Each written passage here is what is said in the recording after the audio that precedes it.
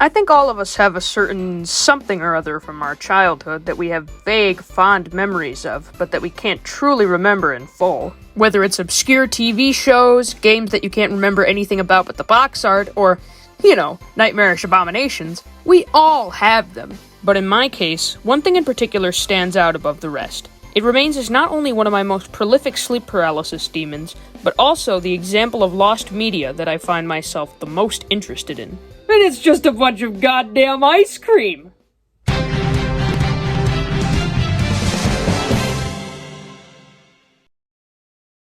Deeks.com was a short-lived browser-based MMO in the same vein as other kids' virtual worlds of the time like Club Penguin and Moshi Monsters.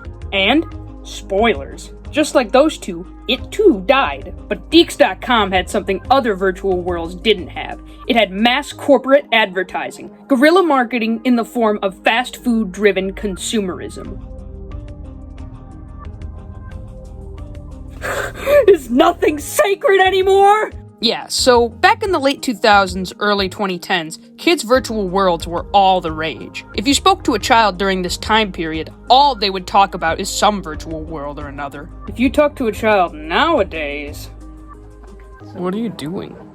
I just want to ask him a question! So with all those kids on their family laptops for countless hours, spending copious amounts of their parents' money on online membership fees, you just know the business world wanted in on this. McDonald's, Burger King, Nickelodeon, Build-A-Bear, General Mills cereal, Barbie, Bratz, Hot Wheels, Disney's Fairies, whatever the hell UB Funkies were, they all had online games at some point or another. And so too did the establishment I'll be talking about today, Dairy Queen. Yup, that's right. They make ice cream, cakes, burgers, and fuzzy childhood memories you wake up at night thinking about.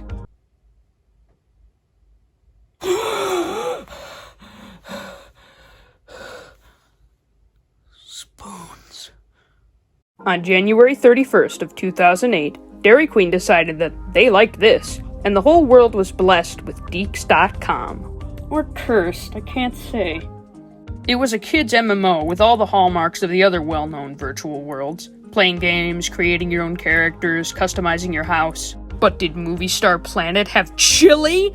Yeah, I don't think so. The game was centered around a story mode that spanned several chapters. Yes, that's right. The Dairy Queen game has lore. According to an introductory cutscene that survives as part of the game's last remaining pieces of footage, when the founders of Dairy Queen were working on their product, they accidentally created a new race of beings known as the Deeks. These Deeks multiplied in numbers until they became too powerful and unpredictable for the men to control, so they had to lock them away for decades.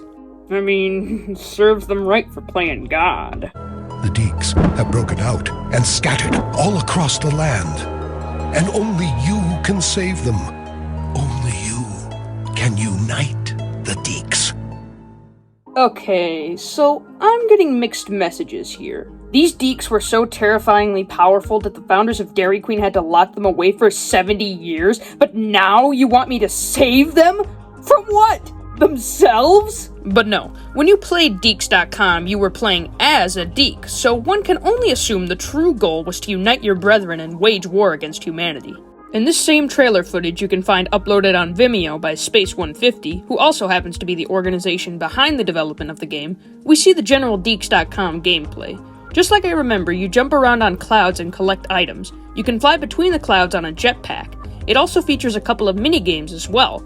This soccer bouncing game is called Grilla's Burger Bounce, and there's this flying minigame here that I can only guess is related to the Spooner's Storm Race chapter shown on the main hub. They show you the basic customization you can give your avatar. Apparently, Deeks have different sex characteristics. You can change the color of their outfit, the designs featured on their outfit, and give them various facial markings. There's a wide enough variety of colors and things. Hey, as far as character customization goes, this beat out Pokémon Scarlet and Violet.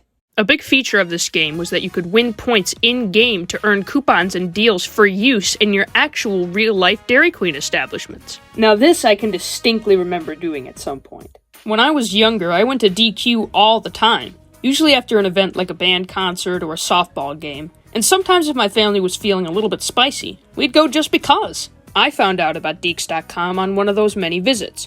I remember there being a big sign advertising it in the corner. God, those were the times. What I would give to have a sign like that in my bedroom. They'd have Deeks branding on the bags, too. Looking at some of the only photos of this stuff online, I can practically see a young Marx coming home from the Dairy Queen, bag in hand. If I could travel back in time, I'd strangle him and take that goddamn bag for myself!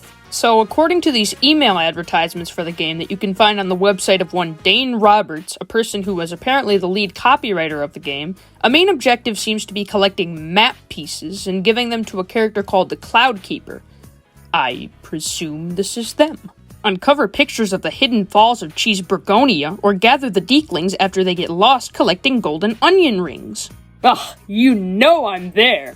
But yeah, I've been scouring every resource I can find of this game, and these email ads have given me a lot to go off of, but also nothing at all.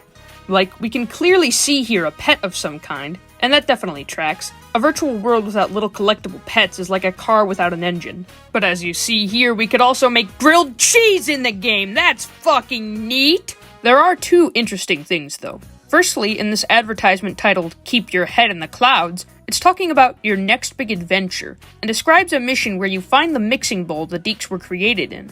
This is unique because, and I'm just using inference here, this doesn't seem to describe either of the other two chapters we have confirmation of, those being Unite the Deeks and Spooner's Storm Race. Could this be hinting towards a third chapter, fully lost to time? Secondly, there's this bit where they talk about finding certain measurements to save DQ-topia from a blizzard shortage. You can get the measurements you need at your nearest DQ store by using the decrometer on the toolkit sheet, it says, and man does this bring me back! This right here was the thing I remembered most vividly from this game. The spoon measuring puzzle. How long, precisely, is a Dairy Queen spoon? It's pretty long, I guess. I can remember going to my nearest Dairy Queen and straight up asking the person working the cash register how many inches the spoons were, and looking back, yeah, that feels bad, man. I would not have liked to have been the employee having to deal with that kind of shit.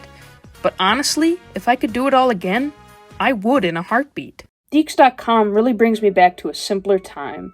It makes me think of when I was young, sitting up at my grandma's cottage with no air conditioning, playing in DQ-topia instead of interacting with my family in any meaningful way.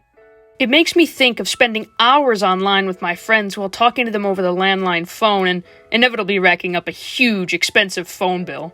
The kids' virtual worlds of my youth were magical.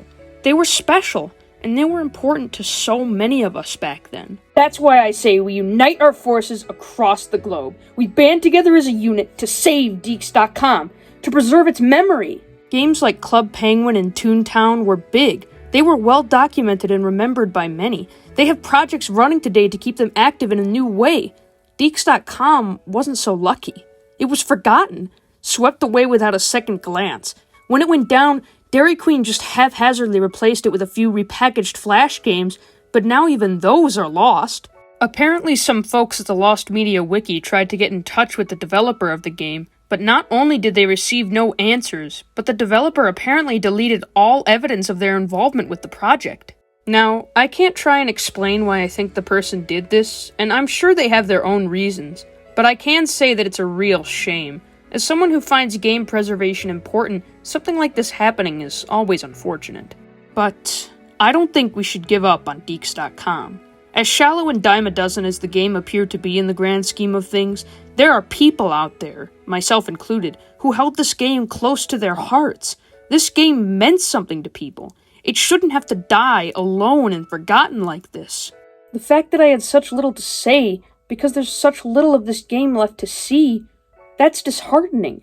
It shouldn't be like that. Look at these characters. I mean, some passion had to go into making them, right? Somebody loved these guys. Someone out there knows more about them, knows more about Deeks. And one day, I hope we hear from them. We don't deserve to live in a world without Deeks. We deserve much worse.